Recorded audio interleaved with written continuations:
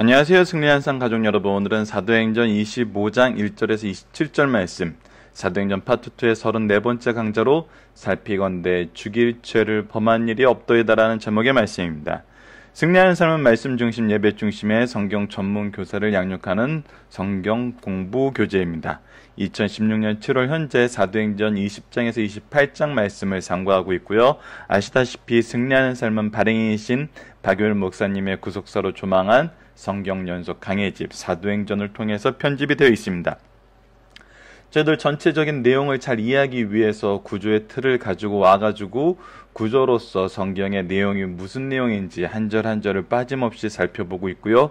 이 안에서 우리가 얻었던 교훈들을 어제 이 시간 정리하면서 앞으로의 말씀의 묵상을 어떤 방향으로 해 나가야 되는지를 잠깐 나눴었습니다.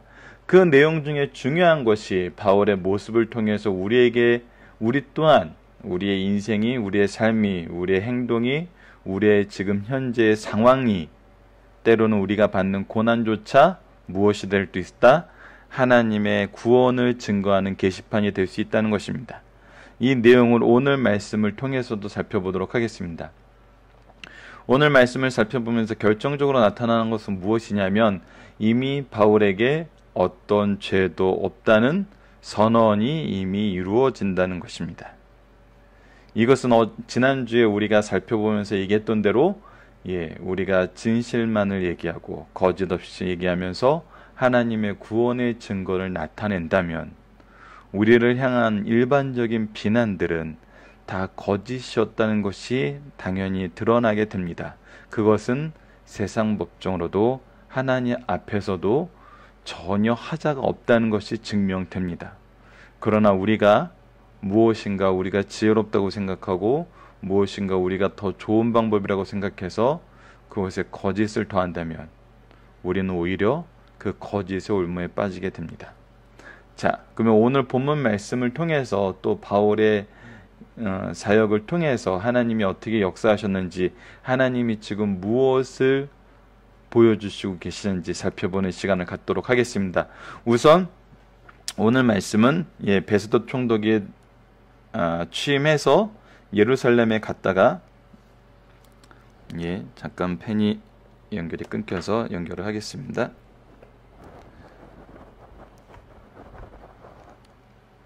가이사랴에서 예루살렘에 갔다가 예루살렘에서 다시 가이사랴로 와서 헤롯 궁에서 재판하는 내용이 기록되어 있습니다.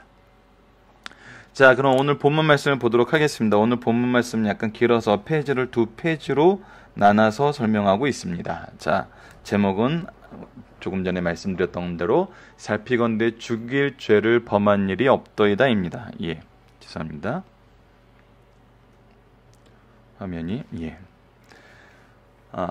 읽도록 하겠습니다. 베스도가 부임한 지 3일 후에 가이사랴에서 예루살렘에 올라가니 아까 지도에서 얘기했던 대로 베스도가 자기 부임지에서 가장 중요한 곳인 예루살렘에 올라가고 있어요. 왜? 유대인의 수도였고 신앙의 중심지였고 모든 문제와 모든 중요한 사항이 이곳에서 이루어지고 있었어요.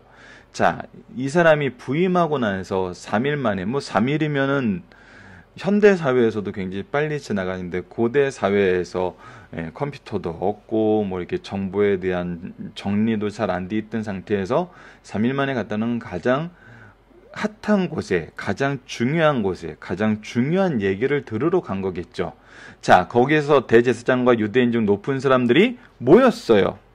모여서 새로 취임한 총독에게 가장 중요한 이슈, 반드시 처리해줘야 될 민원에 대해서 얘기를 하는데 그것이 유대 민족에 대한 것도 아니고 성전에 대한 규례에 대한 것도 아니고 어떤 세금에 대한 문제도 아니고 정의에 대한 문제도 아무것도 아니고 뭐에 대해서 얘기해요? 바울을 고소하고 있어요.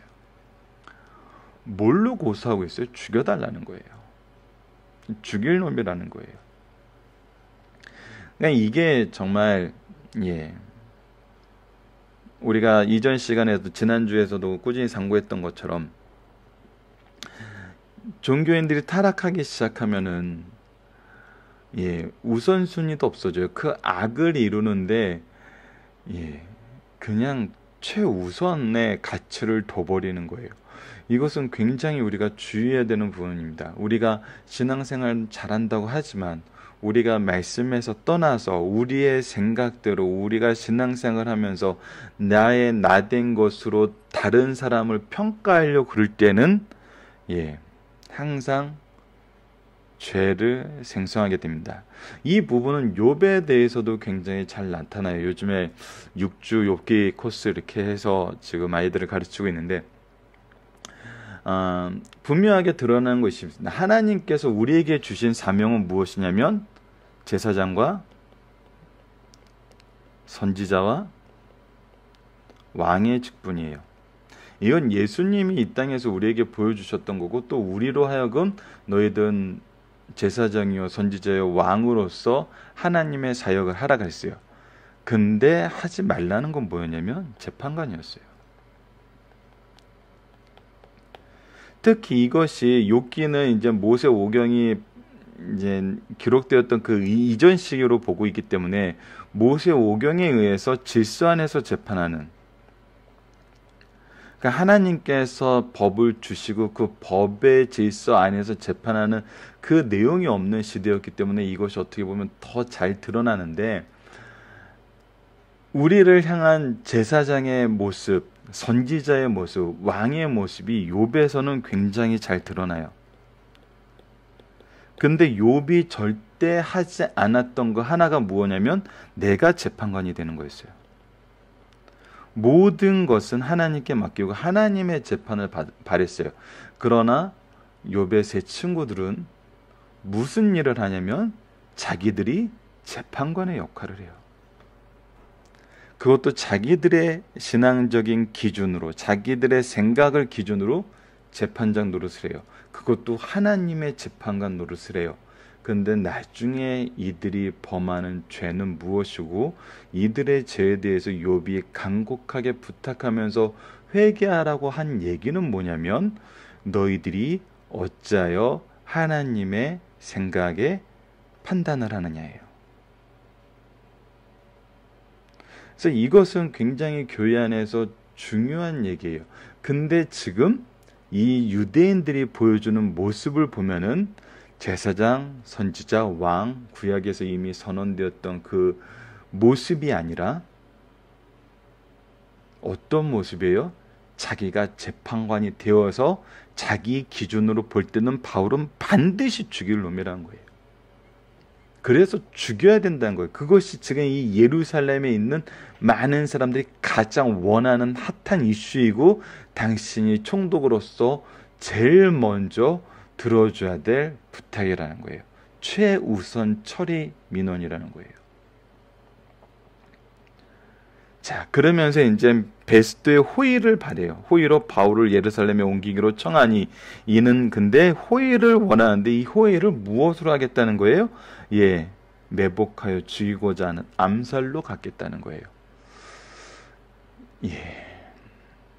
이것이 우리가 스스로 재판관이 되려 그랬을 때 보여주는 모습입니다.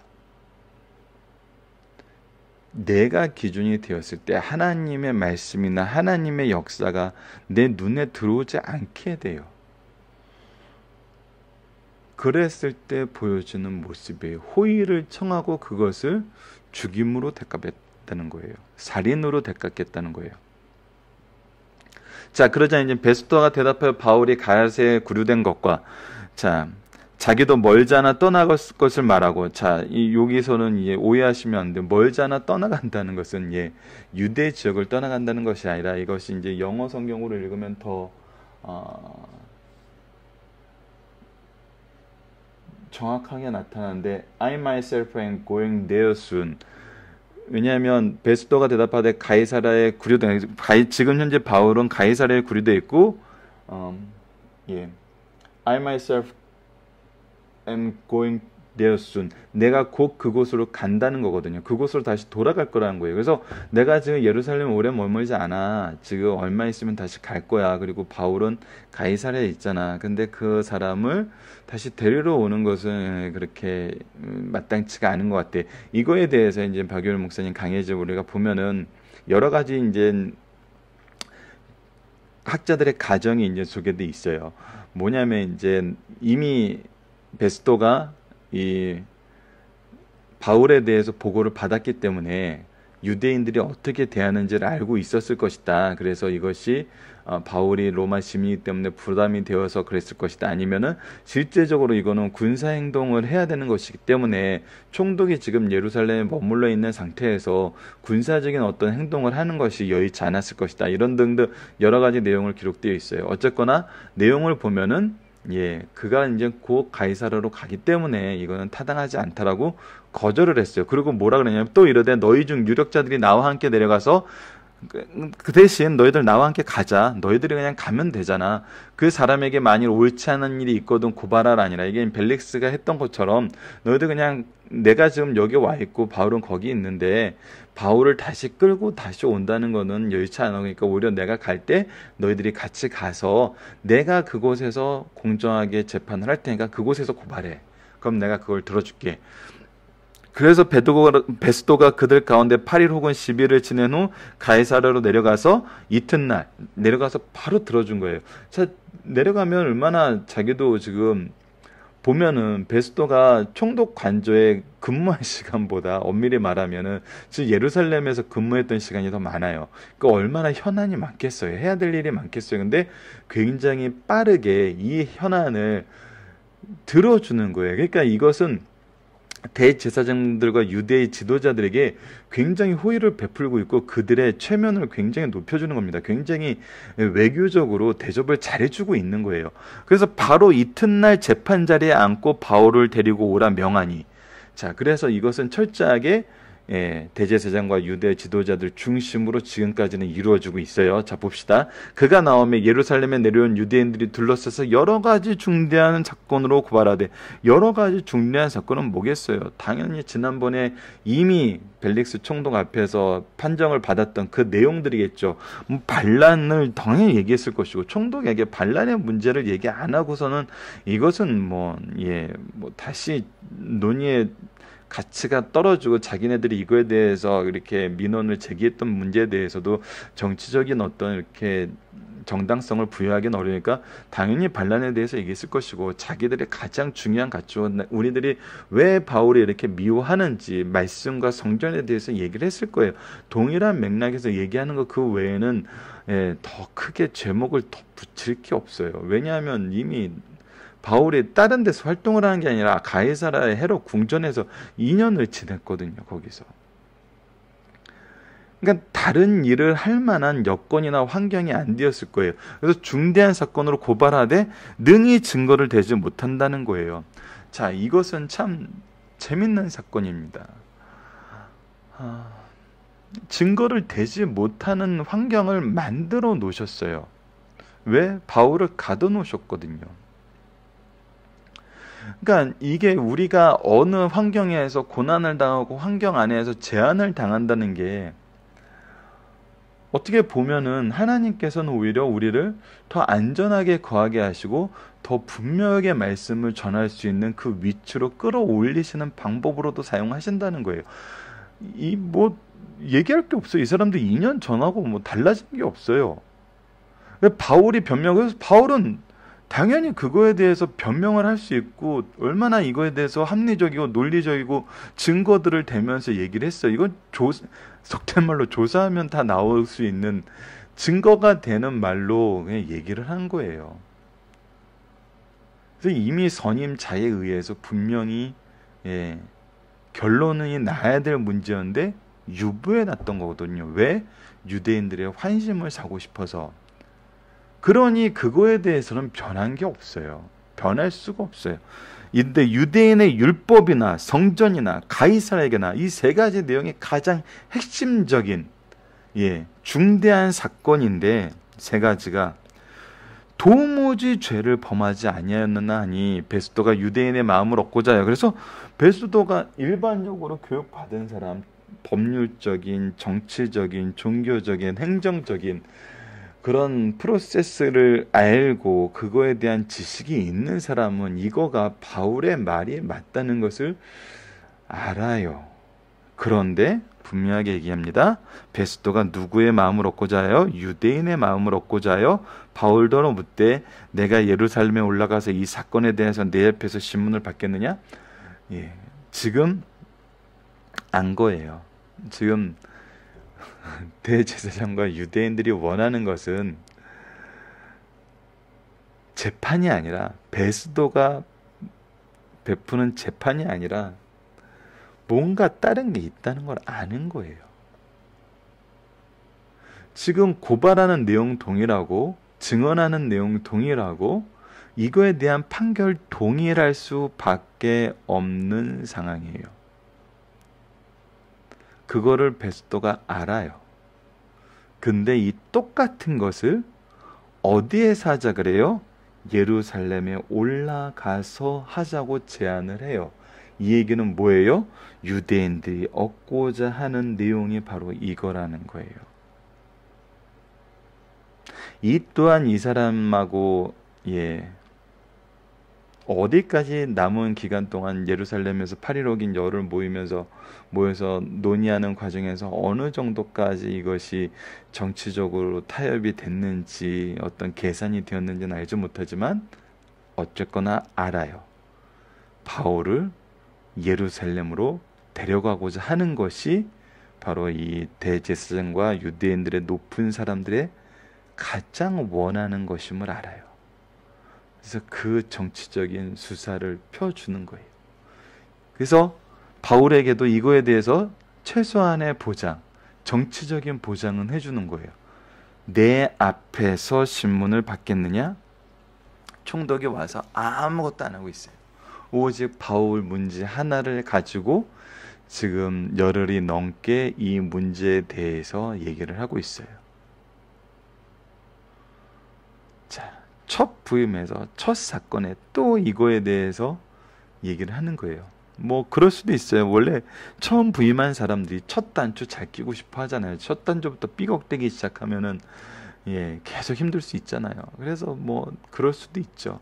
그러니까 이거는 다시 한번 무엇을 증명해 주냐면 이것은 어떤 법리적, 양심적, 율법적 판단이 아니라 철저하게 정치적인 제안이었다는 거예요. 자, 바울이 이르되 내가 가이사랴의 재판장 앞에 섰으니, 이것은 무슨 말인지 여러분들 이해하시죠? 벨릭스 총독 앞에 딱 갔을 때 네가 어디 출신이 했을 때 저 다소 출신이 했을 때 벨릭스가 이놈 황제 치하에 황제가 이렇게 다스리는 황제가 이 재판을 해야 되는 지역의 사람이구나 해서 그래 그러면 황제에게 파송을 받은 내가 재판을 해야 되는 게 맞네 그래서 재판을 한 거잖아요. 그래서 지금 그가 하는 모든 재판을 로마 시민으로서 다소 지방에 살았던 사람으로서 그가 서 있는 재판은 누구의 재판장이라는 거예요? 재판자리라는 거예요? 가이사라의 재판자리라는 거예요. 그런 뜻입니다. 그래서 바울이 이르되 내가 가이사라의 재판자리에 섰으니 이거는 통치적인 행정적인 의미예요.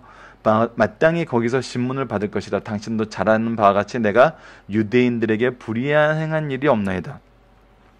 자, 지금 이 자리가 가이사라의 재판 자리고 내가 로마 시민으로서 이 재판장 자리에 섰으니까 이제 내가 가이사라에게 신문을 받을 것입니다.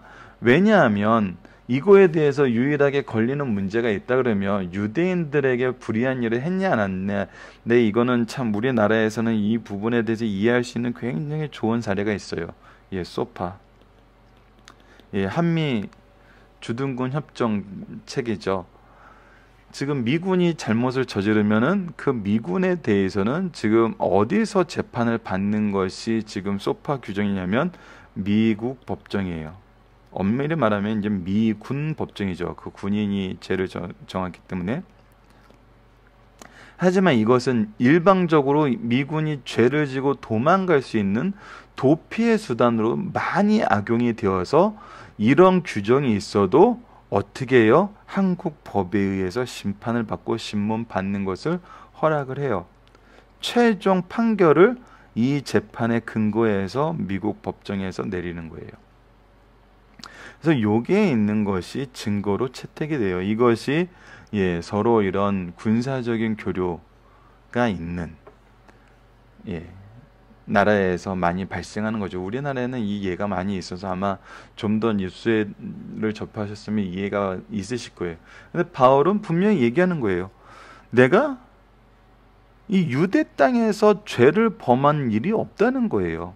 그래서 지금 내가 없으면서도 더 이상 일어난 재판에 이 유대인들의 무고한 고소에 나아갈 일이 없다는 거죠. 그래서 내가 만일 불의한 일을 행하면 무슨 죽을 죄를 지었으면 죽기를 사양하지 아니할 것이나, 그래서 내가 만약에 유대인들에게 불의한 무엇인가를 했으면 내가 죽을 죄를 진 것이 나타나면 난 죽는 거 사양하지 않는다. 근데 만일 이 사람들이 나를 고발하는 것이 다 사실이 아니면, 근데 그들이 지금 나를 고발하는 내용이 사실이 아닌 것이 드러났는데 나를 왜 그들에게 내어주려고 하느냐. 이거는 마땅한 것이 아니다. 타당한 것이 아니다. 그래서 내가 그것에 반대해서 가해사에게 상소하노라.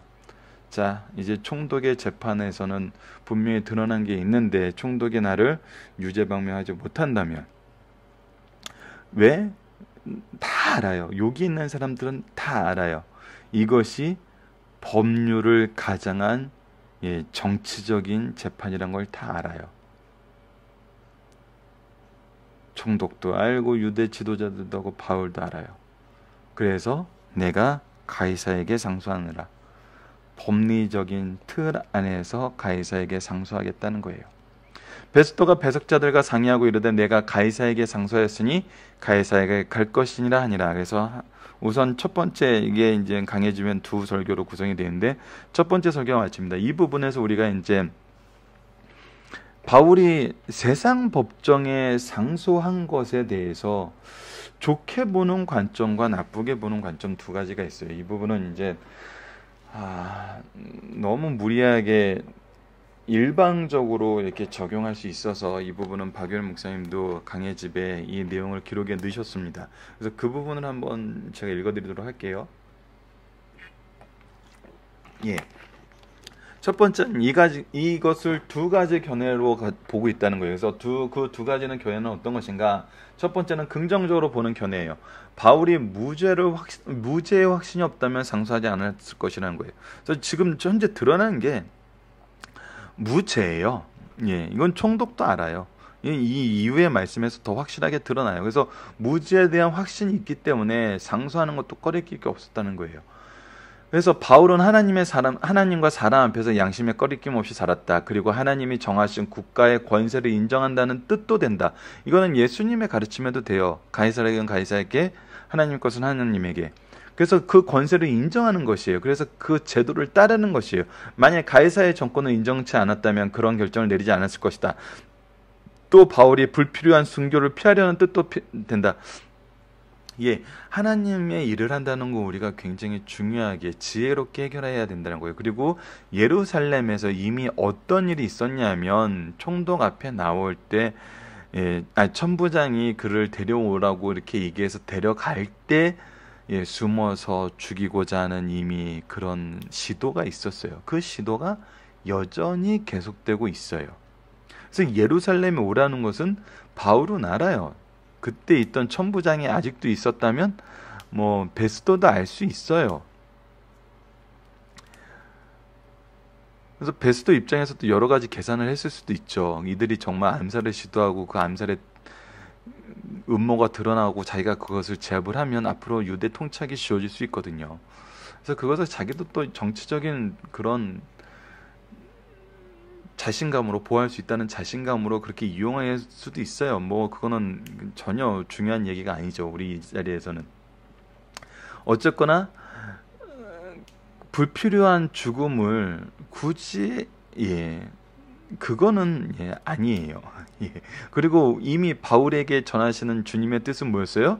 로마에 가서도 복음을 전파한다는 거예요. 근데 죽이고자 하는 곳에 가는 건 아니죠. 아무렇게나 자기 목숨을 던지려 하지 않고 생명을 귀중히 여겼다. 바울에게는 하나님의 나라를 확대시키려는 불타는 염원이 있었어요. 로마로 가야 되었어요. 그러므로 그 일을 완수하기까지는 자기 생명이 연장되어야 하기 때문이다.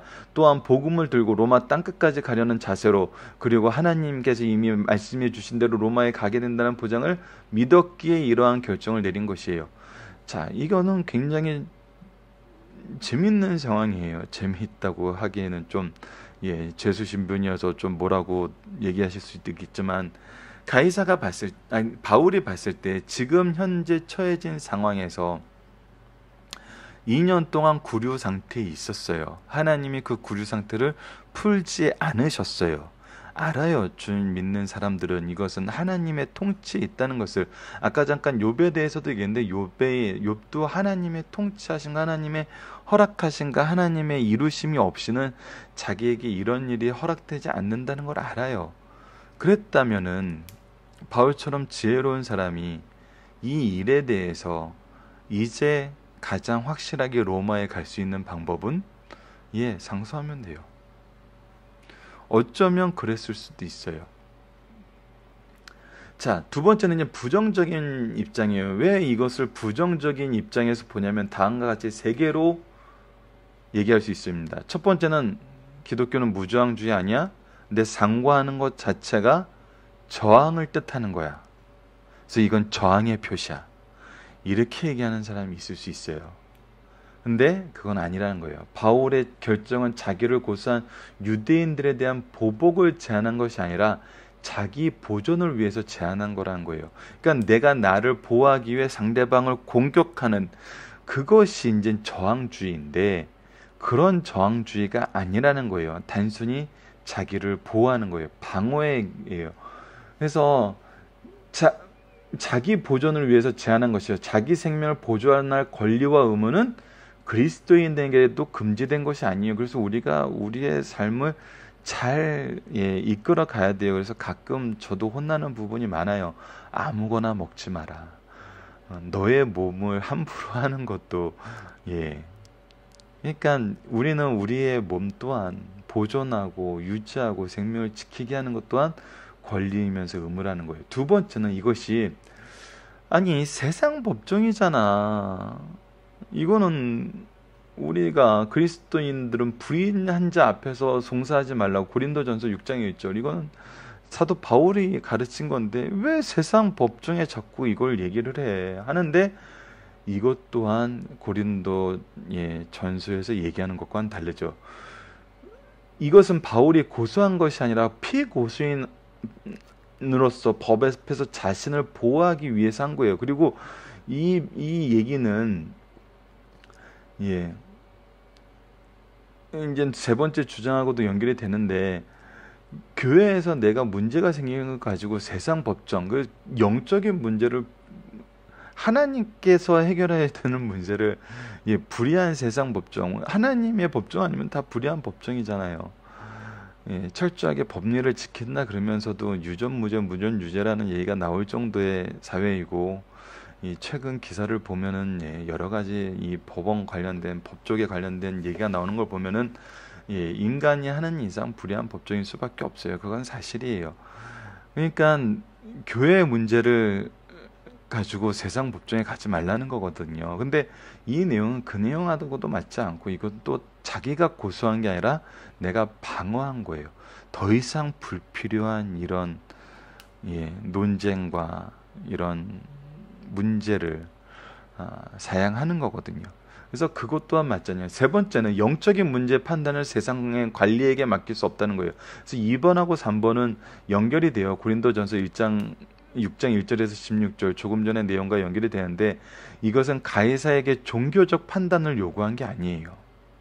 그래서 이것은 분명하게 얘기를 해야 돼요. 내가 이 법을 가지고 세상 법정에 간 것이 아니고 영적인 문제에 대한 판단은 세상 황제에게 맡긴 게 아니에요.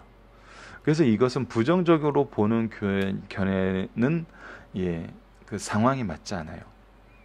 그래서 이런 부분은 참 우리가 지혜롭게 적용을 해야 됩니다. 자, 앞부분 설명 때문에 굉장히 시간이 많이 지났는데 뒷부분을 계속 넘어가도록 하겠습니다. 뒷부분은 좀 간단하게 보도록 하겠습니다. 수요일에 아그리빠 왕과 버니게가 베스도에게 문안하러 가이사르에게 와서 여러 날이 있었더니 이제 이제 정말 그 지역의 왕보다도 먼저 유대인들을 만나서 유대인들의 민원을 처리해 줬어요. 그리고 알력이 있었는지 모르지만 자기가 유대인들의 예루살렘에 찾아갔는데 또 이제 분봉왕인 그곳에 그 지역의 왕으로 세워진 아그리파 같은 경우에 이제 찾아왔네요. 이것은 그들의 정치적인 그런 내용이 있었겠죠. 그래서 근데 이제 바울이 일로 왕에게 구하여 이르되 벨렉스가 한 사람을 구리하여 드렸는데, 그래서 오히려 이제 조언을 구하죠.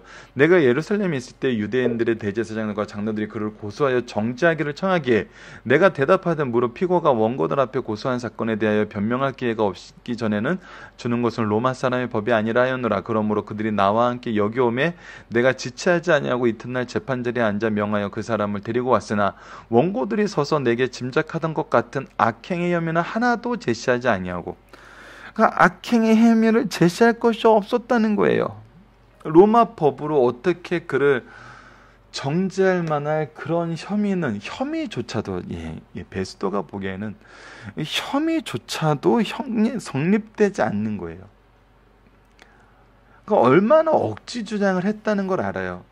오직 내가 듣기에는 어떤 얘기였냐면 자기들의 종교와 그들의 종교적인 논쟁이라는 거예요.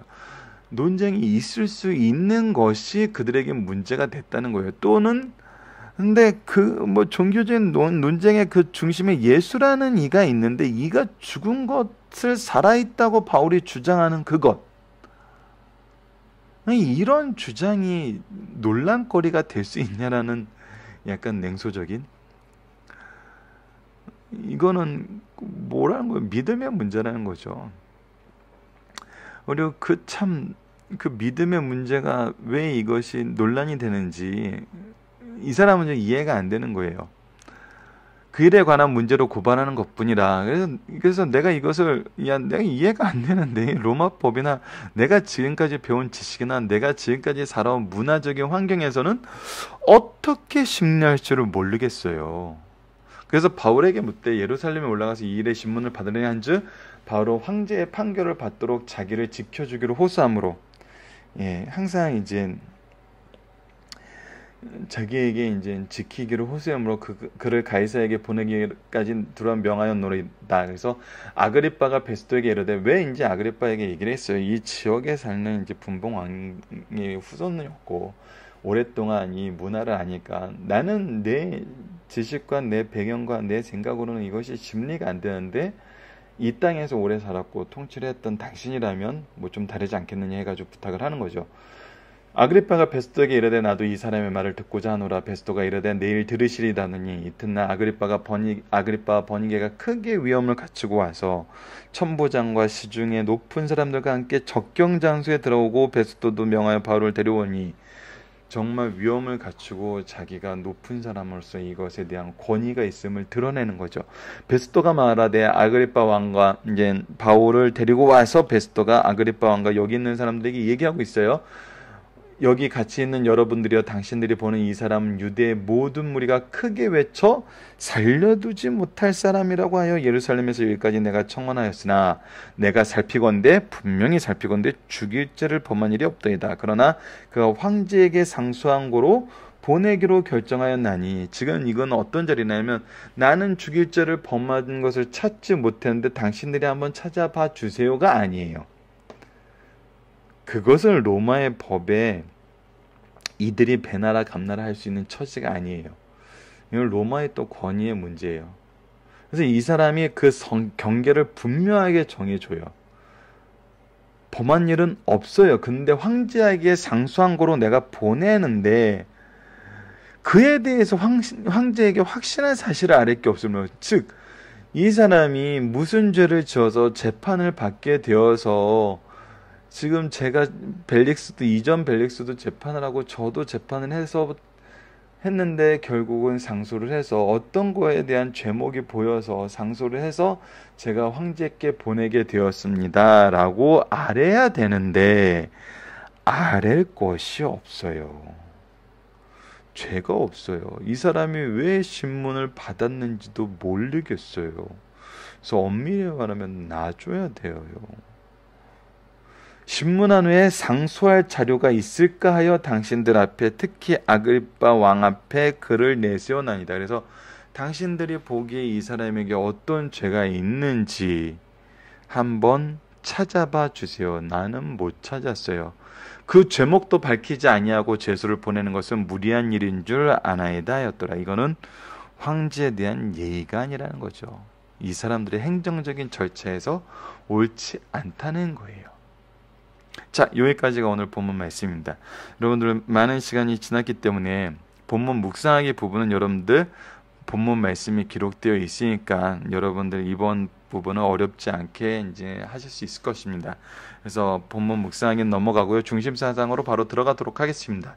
사도행전 24장에서 20장 말씀은 바울 사도가 로마 총독들에게 재판을 받는 전후 사정을 기록한 말씀이에요. 25장 말씀은 바울의 사건을 접수한 벨릭스 총독이 2년간이나 그 일을 처리하지 못하고 미결로 남겨두고 왜 유대인들의 눈치를 보고 그들의 호의를 얻기 위해서 후임 총독으로 보르기오 베스토가 부임하면서 벌어진 상황이 기록되어 있습니다. 이때 상황은 유대 총독이 주재하는 곳은 가이사랴이나 유대의 중심지는 예루살렘이었어요. 베스토 총독이 부임하면서 어떤 상황이 전개되었는지 살펴봅시다. 1절로 5절 말씀에 베스토 총독은 부임한 지 3일 후에 예루살렘을 방문하여 유대 지도자들을 만나게 된다. 죄송합니다. 예, 여러 가지 일들이 생기네요. 이때 대제사장과 유대 고위층 인사들은 바울을 예루살렘에 재판할 수 있도록 요청한다. 베스토 총독이 바울의 사건을 접수하게 되어 그 다음에 6절에서 12절에서 가이사랴에 귀환한 베스토 총독은 재판을 개정하여 바울의 변론을 듣고 바울의 무죄를 확인한 후 유대인의 마음을 얻고자 하여 바울더러 예루살렘 올라가서 심판을 받으리라 물었다. 바울은 이를 거부하고 자기 사건을 가이사랴에게 상소하였어요. 그리고 13절에서 22절 이때 칼키스를 다스리고 성전을 돌보며 대제사장의 임명권을 가진 아그리빠 2세와 그 동생 버니게가 신임 총독 베스토에게 인사차 왔으므로 바울의 사건을 해결하는 일에 그들에게 도움을 요청하였어요. 그래서 그들도 바울을 보기를 원했어요. 그리고 23절로 27절 베스토 총독은 아그리빠 2세의 요구를 받아들여 가이사랴에게 상소한 바울에 대해서 가이사랴에게 보고할 자를 얻고자 하여 다시 바울을 피고인석에 세웠어요. 아그리빠 2세와 버니게와 천부장들과 성중에 높은 사람들이 배석한 자리에서 다시 한번 재판을 개정하게 됩니다. 이것이 오늘 우리가 상고했던 말씀의 배경들입니다. 이어서 26장에서는 바울이 그곳에 있는 모든 사람들에게 그리스도를 증거하며 특히 아그리빠 2세에게 그리스도인 되기를 권하고 있어요. 이것이 바로 놀라운 것입니다. 이 재판정이 복음을 전파하는 자리가 되었어요. 그들의 권위로 옷 입은 곳이 하나님의 권위가 드러나는 곳이 되었어요.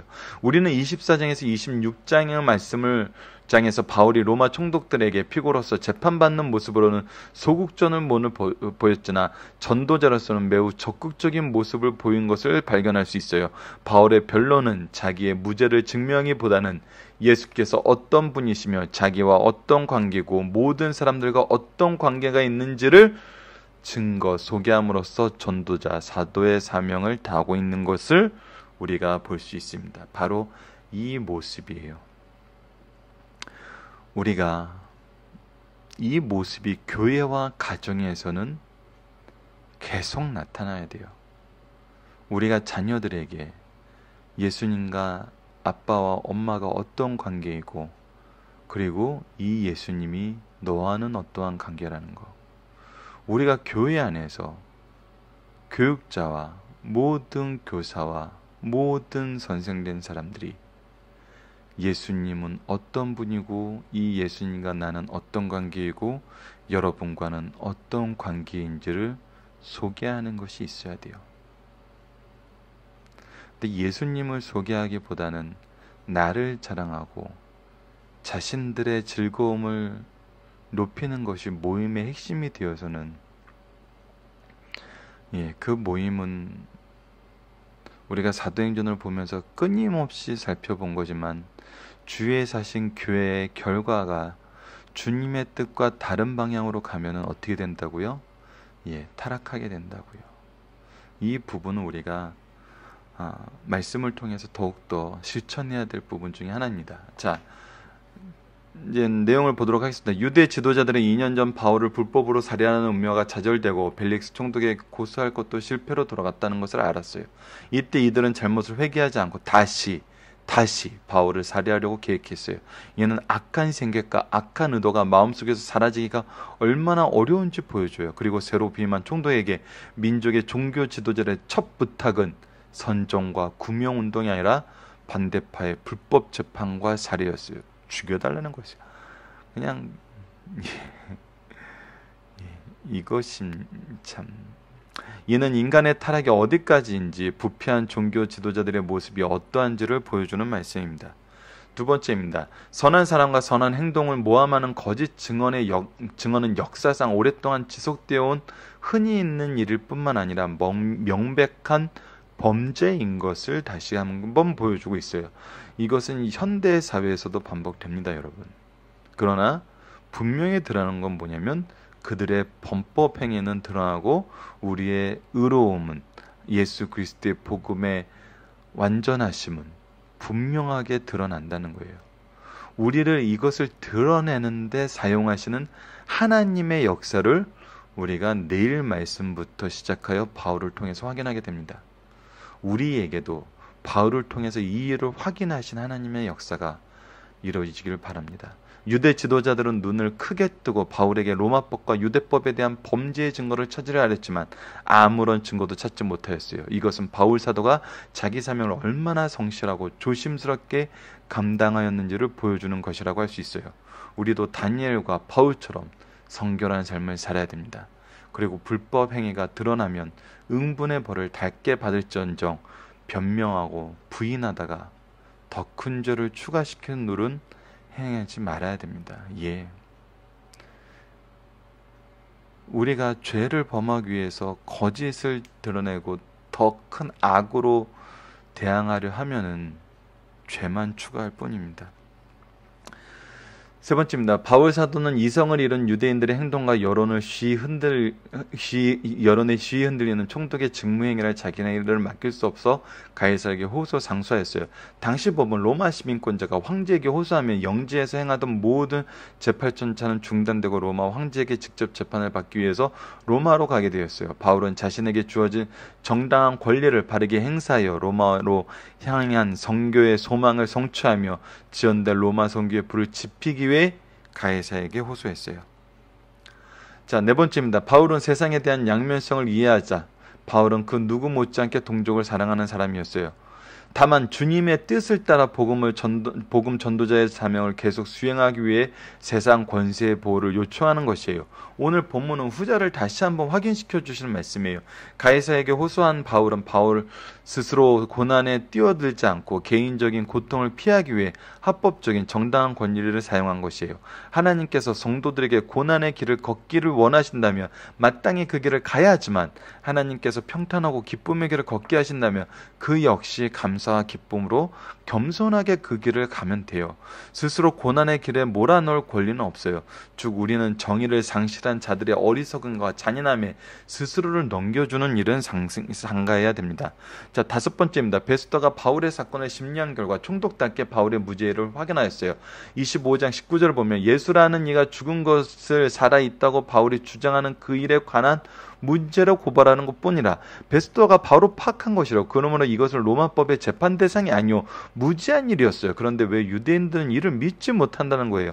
사두개인들은 부활의 교리를 부정하는 합리주의자들이었고 바리새인들은 부활은 가능하다고 믿었지만 부활이 이미 성취되었다고는 믿지 못했기 때문에 기독교는 십자가와 부활의 종교다. 누구든지 예수라는 이의 죽은 것을 살아났다고 말을 들을 때 그에 대한 반응은 영생과 열번이 결정된다는 이 말을 받아들이지 못하는 것이었고 바울은 이것을 전하고 있었어요. 자, 로마서 1장 16절을 봅시다. 이 복음은 모든 믿는 자에게 구원을 주신 하나님의 능력이 됨이라고 했고 고린도전서 1장 23절로 24절에는 십자가에 못 박힌 그리스도를 전하니 유대인에게는 거리끼는 것이요 이방인에게는 미련한 것이로되 오직 부르심을 받은 자들에게는 유대인이나 헬라인이나 그리스도는 하나님의 능력이요 하나님의 지혜인 이름을 가르쳐주고 있어요. 자, 마지막 여섯 번째입니다. 베스도 아그리파 버니게 천부장 귀족들 그리고 가이사라에 있는 사람들 중에 높은 지에 있는 사람들이 그들의 생에 가장 귀한 소리인 예수의 부활에 대한 소리를 듣게 됐다는 거예요. 예. 그러나 그들은 그 진리를 들을 때에도 바울이 유죄인가 무죄인가에만 관심을 가졌고 자신들이 받아야 할 귀한 은혜요, 영생의 문제임을 깨닫지 못했어요. 그리고 베스도 총독은 상부에 보고할 자를 얻는 데만 급급하였고 장차 하나님 앞에 설 것을 준비하는 일은 하지 않았어요. 이것은 육적으로는 존귀한 자들이 선택한 영적인 불행이었던 것을 우리가 볼 수 있습니다. 여러분, 살펴보기 정답은 각자 카페를 통해서 확인해 주시고요. 적용하기 문제를 보도록 하겠습니다. 종교와 정치가 연합할 때 가장 위험한 경우는 어떤 경우입니까? 예, 거짓을 용납할 때입니다.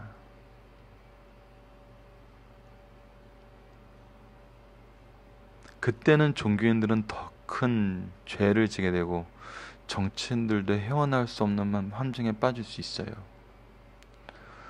종교의 교육자로서, 가르치는 분으로서 어떤 면으로든 교회에 있는 분들, 이 신대원이나 어떤 기독교 단체에 있는 분들, 혹은 정치에 종사하시는 분들, 어떤 사회적인 질서에 종사하시는 분들, 예,